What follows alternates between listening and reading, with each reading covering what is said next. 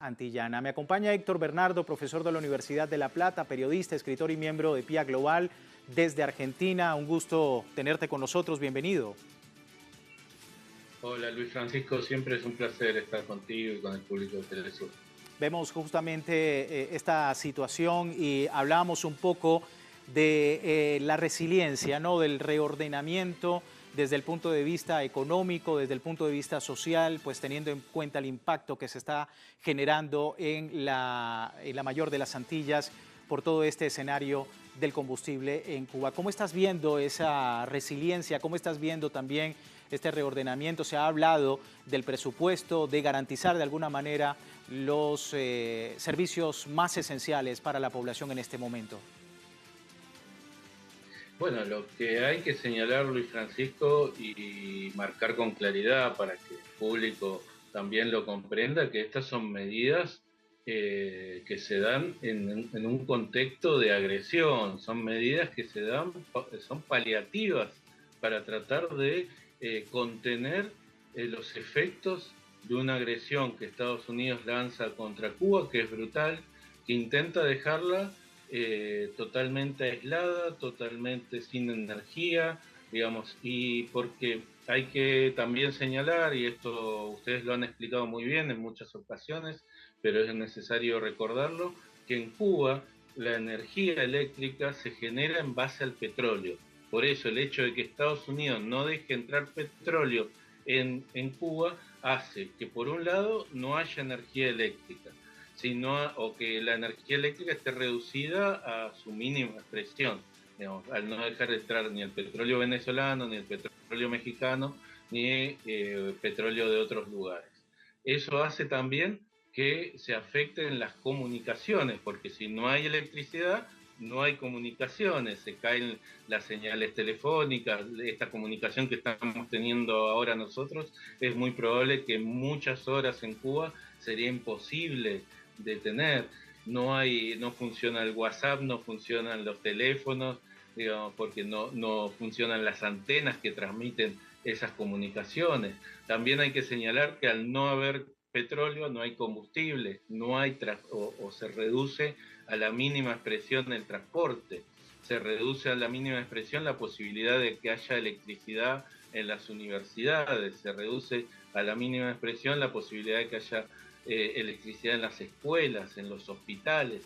Y Cuba lo que hace es priorizar aquellos lugares que son vitales, como por ejemplo, recién nombraba los hospitales. Los hospitales necesitan tener luz las 24 horas del día, no pueden tener cortes de la energía eléctrica, porque tienen respiradores, porque tienen un montón de elementos con los que se sostiene la vida de las personas que están ahí, de los bebés que están en incubadoras, por ejemplo, que es en base a esa energía que Estados Unidos trata de impedir que se genere en Cuba y que Cuba trata de reorganizar de la mejor manera posible para que justamente contener la salud de su población, contener la vida de sus ciudadanos que están en esos lugares.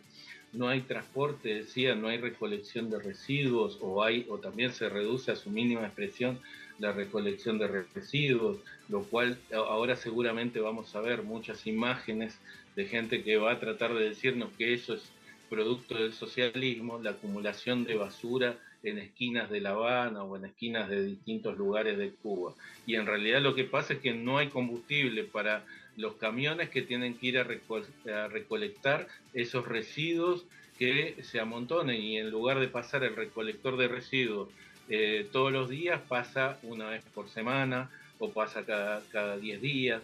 Entonces ahí vemos un montón de efectos que tiene este bloqueo, esta intensificación del bloqueo contra Cuba, en este caso un bloqueo para la energía, que se suma a años y años, a décadas de bloqueo, pero sobre todo a lo que han sido los últimos años, desde el primer gobierno de Donald Trump hasta la actualidad. Sí, sin duda. Vamos a ver justamente, si me permites, cómo ha sido el escenario en Cuba, que está implementando lo que han llamado un blindaje presupuestario, soberanía bancaria y protección, sobre todo de telecomunicaciones, para de alguna manera contrarrestar las agresiones estadounidenses, garantizar estabilidad financiera, el flujo de pagos nacionales, la seguridad de la infraestructura conectiva. El presupuesto del Estado cubano para 2026 ratifica el carácter social y humanista, 66% de sus gastos totales al servicio esencial, por ejemplo, de la educación, de la salud pública, como lo comentábamos, la asistencia social, garantizando la gratuidad universal pese a las restricciones económicas. Informaba el ministro de Finanzas y Precios, Vladimir Regueiro Ale, la estrategia gubernamental que incluye el reordenamiento eficiente del gasto, la protección de más de 20.000 millones de pesos para el incremento de pensiones y el fondo de incentivos fiscales para la producción de alimentos y el uso de energías renovables. En paralelo, el sistema bancario ha reforzado la operatividad mediante inversiones en sistemas fotovoltaicos, el ajuste de servicios para asegurar pagos y salarios y jubilaciones. Todo esto, como te decía, ¿no?, en medio de todo este reordenamiento que está realizando el pueblo cubano, que lo decíamos anteriormente, ¿no?, más allá del debate frente a lo que es una agresión imperialista como esta, está también el de la supervivencia de un pueblo, de una nación soberana. El llamado esto también ha tenido, por supuesto, impacto alrededor del mundo. Vemos, por ejemplo, México, que ha hablado de la ayuda humanitaria. Hemos visto Rusia, China y dentro del propio Estados Unidos, pues una carta abierta al presidente Donald Trump sobre lo que significa esta asfixia económica y petrolera contra el país. ¿Cómo ves ese debate también más allá de las fronteras cubanas? Bueno, lo que también hay que señalar que estas medidas que el gobierno de Estados Unidos ha tomado no atacan solo la soberanía de Cuba, están atacando la soberanía de todos los países del mundo, en especial de aquellos que tenían vínculos con Cuba, porque le están diciendo a México si puede o no puede venderle petróleo a Cuba, le están diciendo a otros países, o sea, están atacando la soberanía de México. México no es soberano de decidir enviar petróleo o no a Cuba, porque Estados Unidos lo amenaza con sanciones. Otros países no pueden enviar petróleo o ayuda a Cuba porque Estados Unidos lo amenaza con sanciones. Eso no es amenazar la soberanía cubana, eso es amenazar la soberanía de esos otros países.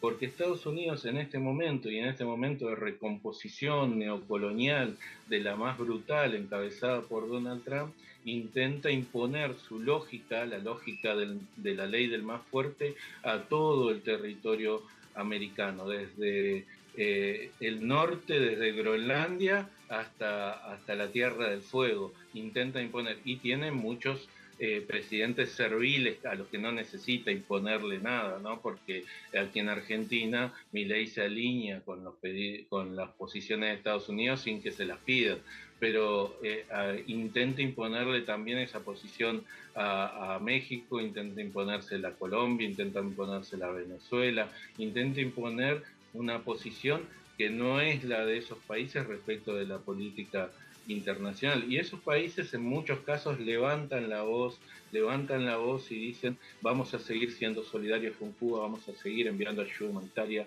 vamos a discutir el por qué no podemos enviar petróleo a Cuba, pero vamos a intentar negociar diplomáticamente, dijo Claudia Sheinbaum, para poder enviarle petróleo a Cuba. Y hay que tener en claro que ellos, que en Estados Unidos, creen que esto es un efecto dominó, creen que el ataque del 3 de enero contra Caracas después desencadena la avalancha de medidas contra Cuba, y después irán por Nicaragua, y después también irán por México, y después irán por Colombia, y después irán por Brasil, porque no se van a quedar quietos, porque ellos quieren el control de toda la región, que en algunos casos están avanzando con efectividad, y en otros aún encuentran la resistencia de sus pueblos y de sus líderes.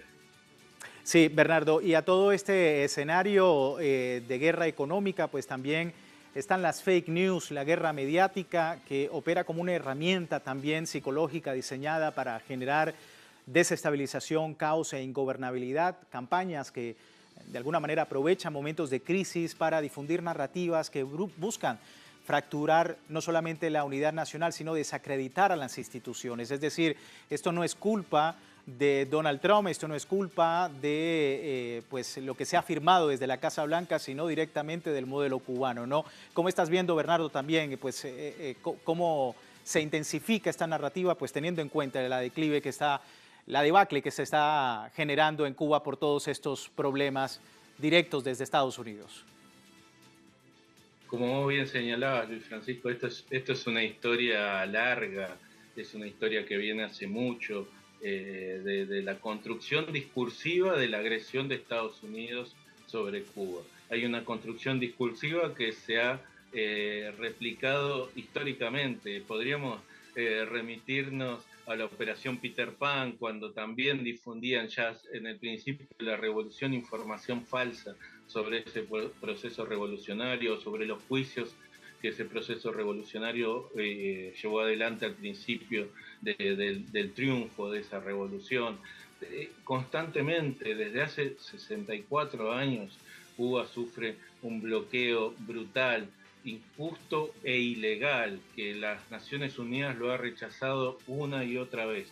Pero el discurso de los medios hegemónicos de comunicación, y ahora que también pululan las redes sociales, es que nada de lo que sufre Cuba tiene que ver con esas medidas que no lo dejan comerciar, no la dejan vender, no la dejan comprar, no la dejan acceder a créditos internacionales, ahora no la dejan acceder a petróleo.